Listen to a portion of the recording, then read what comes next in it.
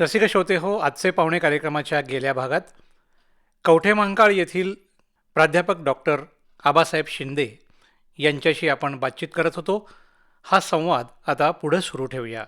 मग अशा कलावंतांशी आपण जेव्हा भेटलात, आता शासनाकडनं आर्थिक मदत बऱ्याच ठिकाणी आता नवीन योजना आलेल्या आहेत, त्या योजना त्या कलाकारांपर्यंत पोहोचत आहेत.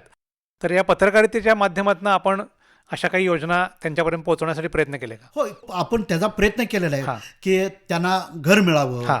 त्यांना आर्थिक सोर्स मिळावा, त्याच्यामध्ये उतरत्या वयामध्ये त्यांना एक औषध पाण्याचं बरोबर. एक साधन मिळावं काय तर. आणि आता जे त्यांना जे मानधन देता ते मानधन फार तोटूपण जाईल, बरोबर. त्याच्यावर ते जगू शकत नाहीत. ते मानधन भरपूर मिळावं. हं. आता तेवढं जगण्यात त्यांचं सामर्थ्य राहिलेलं नाही, तेव्हा शासनाने सुद्धा याच्यावरती मोठी भर करावी आणि या कलावंतांना मानधन वाढवून मोठ्या प्रमाणात मिळावं आणि कलावंतासाठी एक हॉस्पिटल मोठं व्हावं. बर. ही काळाची गरज आहे. कारण आज मोठ्या दवाखान्यात त्यांचं ऑपरेशन करायला गेलं की एखादं कुठल्या तर गुडघ्याच करायला गेलं, कमऱ्याच करायला गेलं तर त्यांच्याकडे एवढे पैसे नसतात. बरोबर आहे. तर महाराष्ट्र शासनाला माझी विनंती आहे की कलावंतासाठी खास कलावंतासाठी, मग तमाशातले असू दे, कुठल्याही लोककलेतले असू दे, लोककलेतले असू दे, त्या कलावंतासाठी मोफत हे हॉस्पिटल उभा राहायला पाहिजे, महाराष्ट्रात पाहिजे. ही माझी एक इच्छा आहे त्याच्या पाठीमागे. आणि त्याशिवाय ही कलावंत आयुष्याच्या शेवटच्या कालखंडामध्ये टिकू शकणार नाही. नक्कीच. आणि जर हॉस्पिटल झालं तर नक्की ती यशाच्या कलेला पुन्हा एकदा आपल्याला नवीन उभारी देतील, बरोबर. यात शंकाच नाही. नवीन जे कलाकार आहेत, म्हणजे आता लावण्या सादर करणाऱ्या अनेक पिढ्या आहेत, तर या काळामध्ये असं काही आपल्याला चित्र दिसतंय का की ह्या सगळ्या विपरीत परिस्थितीमुळं हे नको, आता आपण हे करण्यापेक्षा काहीतरी वेगळं करू, असं काही करणारे कलाकार आपल्या समोर आलेले आहेत का? खूप आहेत. बर. खूप आहेत. मग त्यांनी ही वाट सोडली? हो, त्यांनी नाही, त्यांच्यापर्यंत येऊन थांबली. हां. त्यांनी आपल्या मुलांना काय केलं हां. की आम्ही इथं ह्या लावणीत आलोय, आमचं आयुष्य असं परपडत गेलं, तुम्ही ह्यात येऊ नका, बर. तुम्ही शिका. अच्छा. असे काही कलावंत आपल्याकडे, स्त्री कलावंत आहेत माझ्याकडे. त्यांचं मला वाटतं राजश्री नगरकर असलेल्या, त्यांचा मुलगा आज कलेक्टर आहे. बर. आज MPC पास होतात, UPC पास झालेले, त्याच्यामध्ये मोठमोठ्या पदावर आहेत, नोकरीमध्ये वगैरे. त्यांनी बदल स्वीकारला. बर. का नाही, आता इथून पुढं लोककलेला काय समाजात स्थान कितपत आहे आणि त्यातून मिळणाऱ्या पैशावर आपले रोजगार होते का नाही, शाश्वती नाही आहे. शाश्वत नसल्यामुळं यांनी आपल्या मुलांना शिक्षणाकडे ओढा दिला. आणि कितीतरी मुलं आता आहेत, काही मुली आहेत सुद्धा की PhD करत लावण्या सुद्धा करतात. बर. म्हणजे लावणी बी करायची, त्याच्या काही पैशातलं पैसे आपण PhDच्या ह्याला विद्यापीठात शिक्षणासाठी खर्च करतात. अशा काही मुली आपल्याकडे आहेत, त्याच्या उदाहरणं आहेत त्याच्यामध्ये. ते आपल्याला काही कालांतराने पुढे मिळतील त्याच्यामध्ये. की अशा कलावंतांनी तुम्ही तमाशात आता काही येऊ नका, तुम्ही शिक्षण घ्या, त्याच्यापेक्षा तुम्ही व्यवसाय करा, वेगवेगळे कोर्स करा. आता मोठमोठे AI सारखे कोर्स आपल्याकडे आलेत, असे कोर्स करा त्याच्या पाठीमागं, किंवा ITI सारखा कोर्स असेल, अशा कोर्समध्ये त्या मुलांना घालून ती मुलं आज चांगल्या पदावर आहेत, म्हणजे स्वतःच्या पायावर उभे केलं त्यांना. हो. आता उदाहरण नामदेव रेडकरांचं तुम्हाला पहिल्यांदाच उदाहरण दिलं, तर त्यांचा मुलगा MA BEd MPhil इंग्लिश टॉपचा आहे. बर. कारण वडिलांनी सांगितलं माझा विषय ह्यात गेलं, तू शाळा शिक. मी शाळा मराठीच, पण इंग्लिश हा विषय घेतला आणि टॉपचा शिक्षक म्हणून आता तो आमच्या कवठेमहांकाळ तालुक्यातल्या तो शहरात आहे. बर. आणि तो क्लास घेतो. अच्छा. त्याच्या क्लासला भरपूर मुलं येतात, शिक्षण चांगलं देतो तो.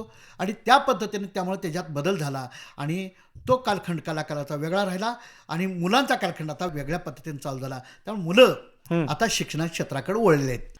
लावणी या विषयावर आपण PhD केलीत, आपण याविषयी आत्ता बोलतोच आहे, पण इतर साहित्य याकडे पण आपण वळलात का? काही पुस्तकं आपली प्रकाशित झालीत का? हो. त्याविषयी आपण थोडंसं बोलूया आता.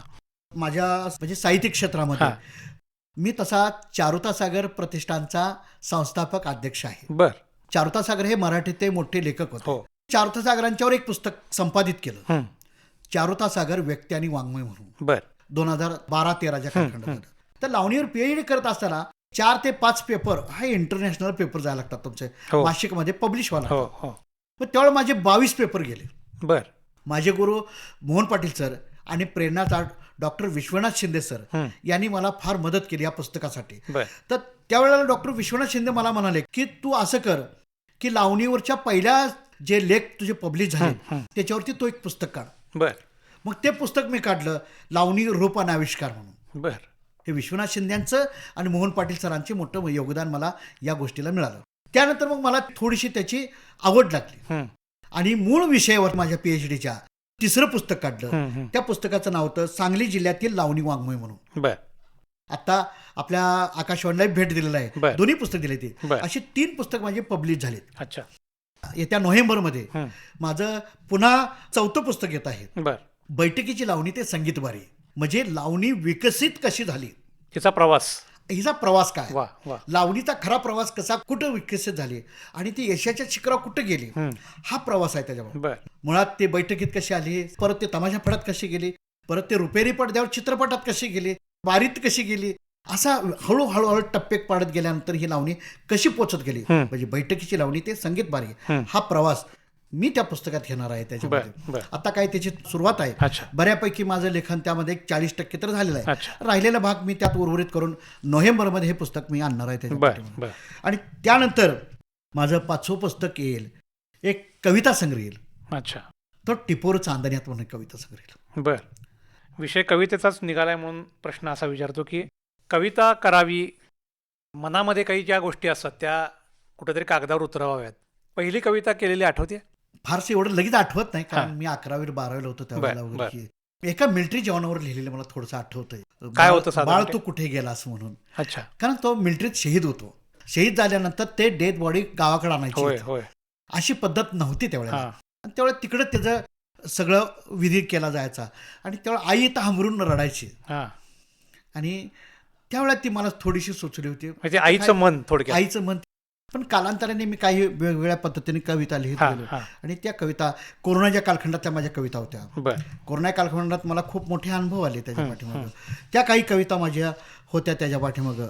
एखादी कविता रसिकांसाठी आहे की त्याच्यामध्ये, की एक वयस्कर म्हातारा माणूस असतो आणि एखाद्या कुटुंबामध्ये त्याची धर्मपत्नी वारते कशी आणि मुलांच्यात त्यांची ताटातूट होते कशी, आणि त्यावेळेला म्हातारा हा हतबल होतो. बर. हतबल झालेला म्हातारा आपली पिशवी घेऊन एकांत्यात घरच सोडतोय. याच्यावर आधारित एक छोटीशी कविता, पोरकेपणा. बर.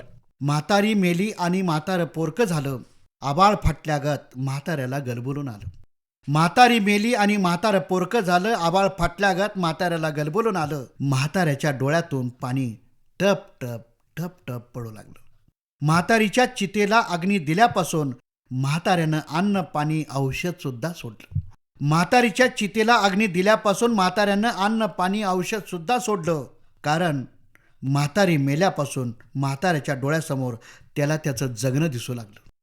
म्हातारी मेल्यापासून म्हाताऱ्याच्या डोळ्यासमोर त्याला त्याचं उद्याचं जगणं दिसू लागलं. म्हाताऱ्याच्या ऐन म्हातारपणात बायको मेली आणि मुलांनी अखेर साथ सोडली. म्हाताऱ्याच्या ऐन म्हातारपणात बायको मेली आणि मुलांनी अखेर साथ सोडली. तेव्हापासूनच म्हाताऱ्याला पोरकेपणा वाटला आणि म्हातारा उद्याच्या जगण्याचा विचार करत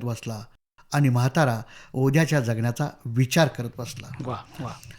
वेगवेगळ्या कवी संमेलनात पण आपण सहभागी झालेले आहात. हो. माझं स्वतःचं चारुतासागर प्रतिष्ठान असतं. मी वर्षाला साहित्य संमेलन घेत असतो. बर. तर आमच्या कवठेमंकाळमध्ये. हा, कवठेमंकाळमध्ये. आता माझ्या चारुतासागर प्रतिष्ठानच्या 16वे चारुतासागर साहित्य संमेलन संपन्न झालं. बर. 16 वर्ष झाले मी साहित्य संमेलन भरवतोय. सांगली जिल्ह्यातून सर्व साहित्यकार येत असतात. याच्या माध्यमात मी कथा स्पर्धा घेत असतो. बर. कथा स्पर्धेला पहिल्या कथेला चारुतासागर उत्कृष्ट कथा पुरस्कार देतो त्यांना. बर. अशा पहिला, दुसरा, तिसरा नंबर काढून त्या कथाकारांना आम्ही बोलवून साहित्य संमेलन घेतो. त्याचा यथोचित सन्मान करतो, त्यांना पुरस्कार देतो. आणि त्या कथा त्यांनी का लिहिल्या, कशा स्वरूपात लिहिल्या, आशय आणि विषय त्यांना व्यक्त करायला होतो. बर. मुळात आम्ही ज्यावेळेला कथा मागवून घेतो त्यावेळेला नंबर काढतो. त्यात आमच्याकडं याच कथेला का नंबर द्यायचा असा आमचा विषय चालत असतो. आमच्याकडे अजित पुरोहित नावाचे कथालेखक, उत्कृष्ट कथालेखक, आणि यशवंत माळी सर हे मोठे कथाकार आता सध्याचे आमच्या घडीचे चांगले आमचे मार्गदर्शक आहेत. मग ह्या सगळ्या कथा आल्यानंतर आम्ही दोघं तिघं बसतो त्याच्यावर. याच कथेला का पहिला नंबर द्यायचा आपण, हा आमचा तिघाचा विषय जेव्हा एकत्र येतो तेव्हा त्या कथेची आम्ही निवड करतो. आणि त्याच कथेला आम्ही राज्यस्तरीय चारुतासागर उत्कृष्ट कथा पुरस्कार देतो. आणि मग हे सगळं तयार झाल्यानंतर ह्याची वर्गवारी व्यवस्थित लावण्याचं काम आमच्याकडं किशोर दीपंकर नावाचे कवी आहेत आमच्याकडं, आणि व्यंगचित्रकार मोहन खोत, हे त्याची क्रमशः लावतात. मोहन खोत काय करतात, त्या कथेला अनुसरून चित्र कसं बनवायचं हे ते काम करतात. बर आणि किशोर दीपंकर त्या कथेमध्ये वेगळेपण काय आहे हे त्याचे मांडण्याचं काम करतात. बर हे आमचं साहित्य संमेलन सगळी चर्चासत्रावर चालतं. बर अशी आमची साहित्य चळवळ जवळजवळ 16-17 वर्ष चालू आहे आमच्या सध्या आता. आणि मी प्रत्येक साहित्य संमेलनामध्ये जाऊन कथा सादर करणं, कविता सांगणं, परिसंवाद घेणं, परिसंवाद भाग घेणं त्याच्या पाठीमागं, हा सगळा विषय मी साहित्य चळवळीत चालत असतो. वा. कथाकथनाचा पण विषय आपण आत्ता बोललात, तर कथा लिहिताना आपण सुद्धा काही कथा लिहिलेल्या आहेत. हो हो. काय डोक्यात विचार असतो, तुमच्या कथालेखनाचे विषय काय असतात? माझ्या कथालेखनाचा विषय हा पहिल्यापासून तुम्हाला पहिल्यांदा एक सर सांगितलं हो. होतं की मुळात आम्ही ग्रामीण भागात हो, राहणारी हो. माणसं आहेत. आम्ही गुलाबाच्या फुलावर कधी कविता करणार नाही, आम्ही बाबळीच्या फुलावर करणार. वा वा. आम्ही धोत्रेच्या फुलावर कविता करणार. बर आम्ही रानातल्या डोकावणाऱ्या फुलावरती कविता करणार. शेतकऱ्यांचं जीवन आहे, हे जीवन व्यथित कसं होतंय हे आम्ही कथेत घेणार. वा. किंवा आमच्याकडं दुष्काळाचा भाग आहे, तो कथित कसा आणायचा. बर किंवा एखादं व्यक्तिचित्रण गावात का आहे का. उदाहरणार्थ आमच्या गावात की गणू मंडले नावाची एक व्यक्ती राहत होते. मग ती गणू मंडले म्हटलं की कथा लय फारसं उंचीवर जात नाही. हां. तर गण्या रामोशी म्हटलं की कथा उंचीवर जाते. बर. आणि गण्या रामोशी या नावाने मी कथा लिहिली. अच्छा. आणि ती कथा लिहित असताना त्या कथेचा नायक आणि त्याची जीवनशैली त्या कथेच्या वर्तुळात मी बसवली. बर. 1 वर्षानंतर आमच्या बहिणीचे मिस्टर वारले अपघातात, आणि त्यांच्यावर एक कथा लिहिली होती. आणि ही कथा लिहित असताना हे सगळं माझ्या डोक्यात साचून गेलं. मग ते कथा हंबरडा नावाची लिहिली वगैरे त्याच्या पाठीमागे. बर बर. किंवा मिलिटरीत एक माझा दोस्त खास एक होता, तो वारला, कुठे गेला माझा राजहंस नावाची एक कथा लिहिली त्याच्या बर पाठीमागे. बर. अशा ज्या कथा विषयाने आशा मिळेल आणि आपल्याच्या मनाला कसं ते रुचल आणि ते वाचकांच्याही मनाला कशी उतरेल अशी कथा मी विषय आशयानुसार निवडल्या गेल्या. बर. आणि त्या कथा आपल्या आकाशवाणीवरती प्रसारित झालेल्या आहेत. वा. आकाशवाणीवर तर आपल्या कथा प्रसारित झाल्या, पण वेगवेगळे दिवाळी अंक असतील किंवा वेगवेगळे मासिकं असतात, त्यामध्ये देखील आपल्या कथा हो. प्रकाशित झाल्या असतील. हो, खूप झाली त्यावेळेस. बर. मग त्या संपादकांशी आपण संपर्क कसा साधलात? आपल्याकडं खूप दिवाळ्यांक निघतात हो. त्याच्यामध्ये, सप्तरंग निघतो त्याच्यामध्ये, मुराळी निघतो त्याच्यामध्ये, इंद्रधनुष निघतो. मी जवळजवळ सर महाराष्ट्रातल्या 7 त्रैमासिकाचा आजीव सभासद. बर बर. म्हणजे दक्षिण महाराष्ट्र साहित्य सभा असेल किंवा महाराष्ट्र साहित्य पत्रिका असेल, त्याच्यामध्ये इंद्रधनुष्य असेल, त्याच्यामध्ये अक्षर वाङ्मय असेल, अक्षर गाथा असेल, मिळून साऱ्या जणी असतील, ह्या सर्व मासिकांचा मी सध्या सभासद आहे. कारण वाचणं आणि लिहिणं हा माझा मुळात पिंड आहे. वा. म्हणून तुम्हाला सांगितलं आमच्या घरात टी व्ही नाही. वाचणं, लिहिणं आणि ते प्रसारित करणं वा. हा माझा मूळ छंद आहे. वाचायला जास्त आवडतं मला. रोज नाही म्हटलं तर 15 पानं वाचली तर मला संध्याकाळी भूक लागते. पण मोबाईल वापरतो तो कामापुरता वापरतो. मी जरी पेपरमध्ये काम करत असेल प्रसारणामध्ये, तर ते फक्त कामापुरतं वापरायचं. एकदा संपलं की ती मोबाईल मी झाकून ठेवणार. आज माझ्या घरी माझ्या कपाटात जवळजवळ 60,000ची पुस्तकं आहेत. बर. माझी स्वतःची लायब्ररी आहे. आणि या लायब्ररीमधलं एकही पुस्तक बाहेर जात नाही असं आहे. मी कुणालाही देत नाही, कारण माझी ती इस्टेट मोठी आहे. एक पुस्तक गेलं तर मी उद्या एखादा लेख लिहायचा असेल तर मला त्याचा संदर्भ मिळत नाही. बरोबर. मग त्यावेळेला मला शोधा लागतं कुठं तर आकाशवाणी सांगली केंद्रात यावं लागतं, कारण त्यांची लायब्ररी मोठी आहे. हो. माझ्या PhDला सर्वात मदत कोणाची झाली असेल संदर्भाच्या बाबत तर सांगली आकाशवाणीची झाली आपल्या. बर. कथा लिहिताना आपली काही विशिष्ट आवड, म्हणजे आता तुम्ही म्हणालात की ग्रामीण भागातला बाज सगळा तुमच्या कथेत आहे, बरोबर? तर थोडंसं आधुनिक काळात जे काही घडते त्याच्यावर काही आपलं लिखाण आहे? ते आधुनिक कालखंडात जरी असेल आपला आला असेल हां तर ग्रामीण भागातलं वास्तव चित्रण आहे, हां हां. ते वास्तव चित्रण टिपल्याशिवाय तुमच्या कथेला कसदारपणा येत नाही. माझे प्रेरणास्थान साहित्यातले कोण असेल तर चारुता सागर हो. हे प्रेरणास्थान आहे माझे. किंवा अण्णाभाऊ साठे असतील त्याच्या पाठीमागं, गदी माडगुळकर, व्यंकटेश माडगुळकर, सका कलाल, रार बोराडे असेल, आनंद यादव असतील, वामन होवाळ असतील, ही जे मोठे नामवंत लेखक होऊन गेले, या लेखकाच्या साहित्याचा प्रभाव माझ्यावर जास्त आहे. वा. चारुता सागरची एक कथा जर वाचली तर मनाला एका विश्वात नेऊन सोडतो. बरोबर. कमी जागेत, कमी शब्दात, पण दर्जेदार आणि कसदार लिहू जाणं ते फक्त चारुता सागर येईल. वा. अपेक्षित परिणाम त्याचा चांगला मिळाला. अपेक्षित परिणाम. आणि मग व्यंकटेश माडगुळकरांची मानदेशी माणसं ज्यावेळेला वाचलं त्यावेळेला मग गावाकडच्या लोकांची ओढ निर्माण जास्त झाली की त्यातली काही व्यक्तिचित्र नव्हती, तशी आपल्या बी गावात आहे ते. म्हणून मी आमच्याकडे त्या शिवारामशावर लिहिली, गण्यारामशावरती लिहिली, त्याच्यामध्ये असं काही व्यक्तिचित्रण आमच्या गावातली तयार केली आणि मी त्याच्यावरती लिहायला सुरुवात केली.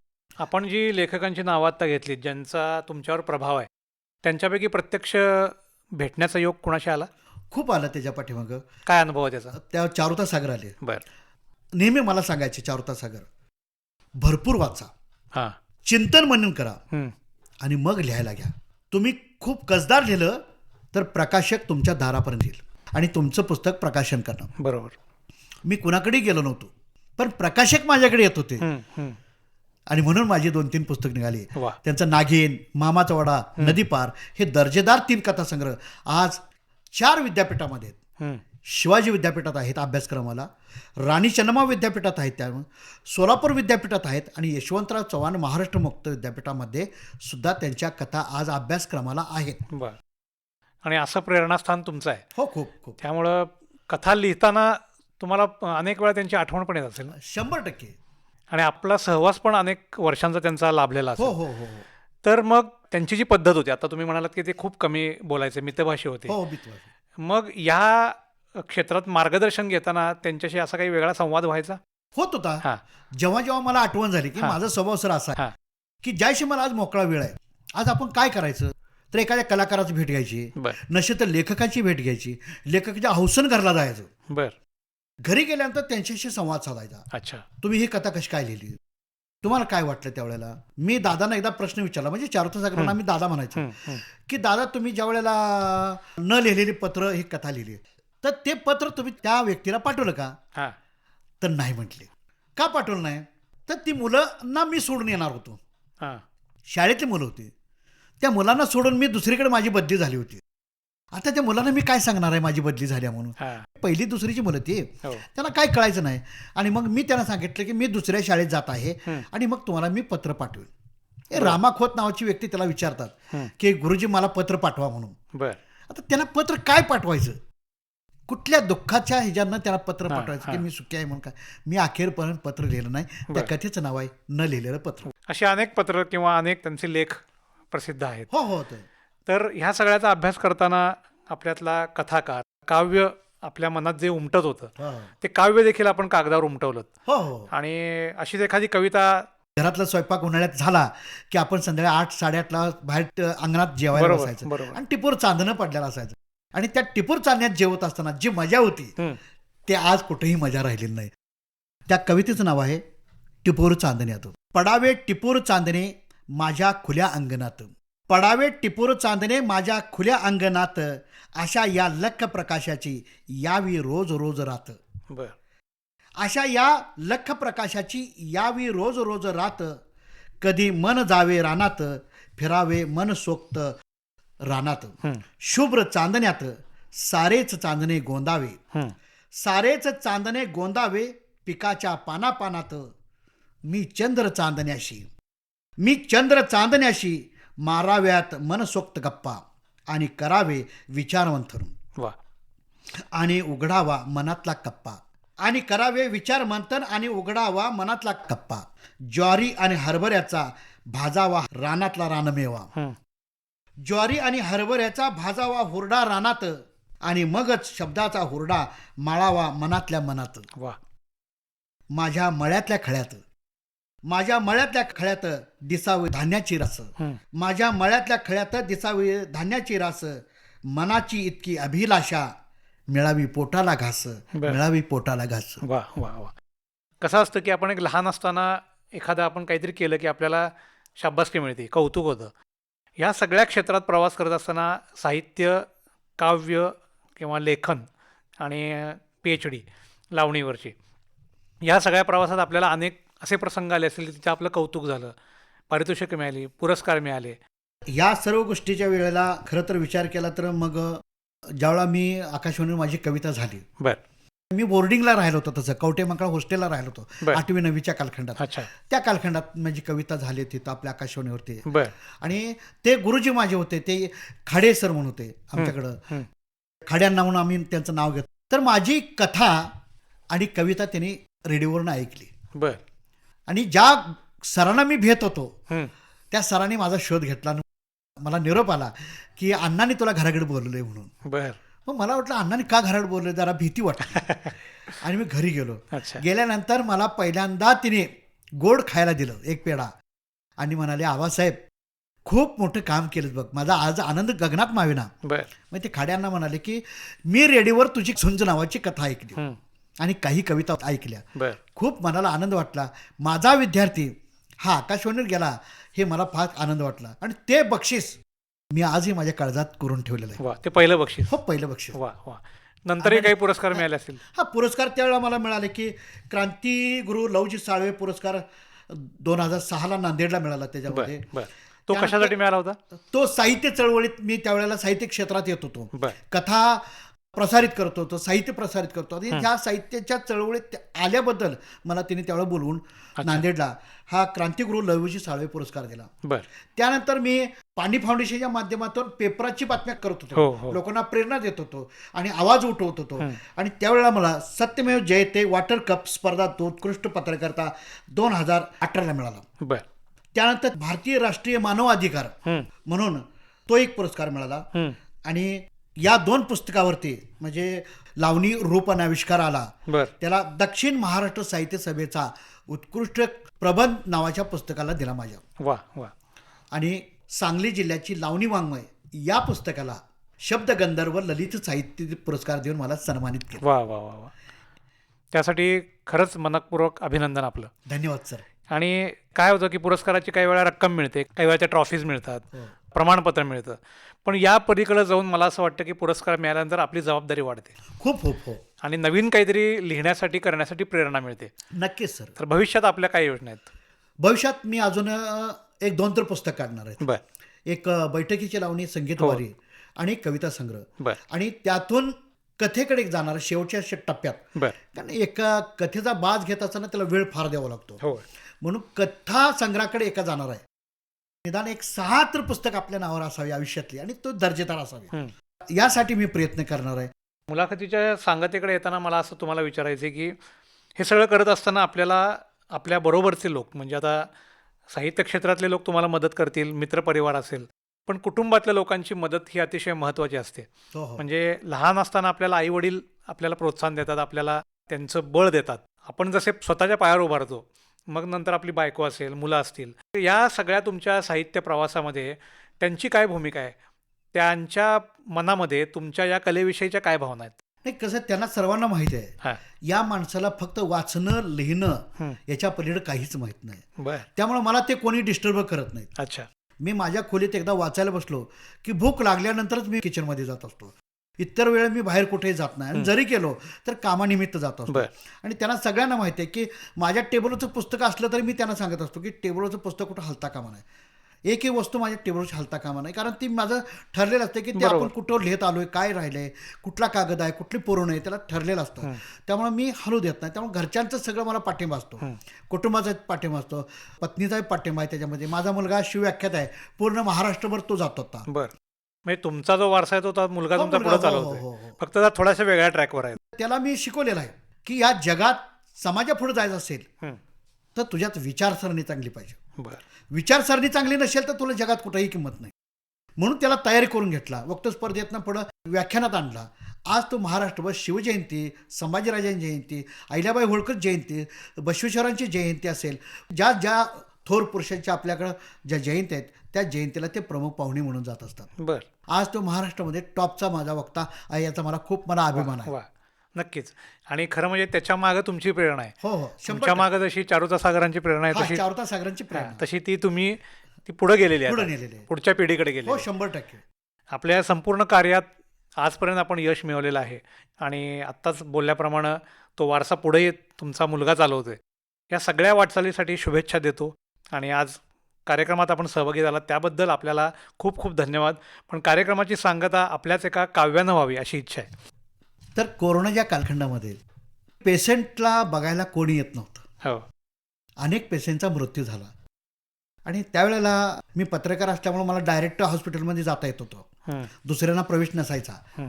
आणि त्यावेळेला मला एक पेशंट पाणी मागते त्यावेळेला ती नर्स वय त्याला पाणी कशी आणून देते तात्काळ क्षणात. हं. आणि असे जे हॉस्पिटल आमचं कवठेमहांकाळमध्ये उपजिल्हा रुग्णालय तिथली ही कविता मी तुम्हाला सादर करतो. बरं. कवितेचं नाव आहे अखेरचा अग्नी. कोण होतं कोणास ठाऊक बेडवरती कोणी, कोण होतं कोणास ठाऊक बेडवरती कोणी, अखेरचा श्वास घेतानाच मागितले नरसोबाईंना पाणी. कोण होतं कोणास ठाऊक बेडवरती कोणी, अखेरचा श्वास घेतानाच मागितले नरसोबाईंना पाणी. कोरोनाने मृत्यू झाल्याची बातमी लगेच सगळ्या सोयऱ्यात पसरली, पण अखेरचा अग्नी देताना जवळ मात्र नव्हतं कोणी. ना नात्यातली ना रक्ताची नाती नव्हती कोणतीच. अखेर नगरपंचायतीच्या कर्मचाऱ्यांनी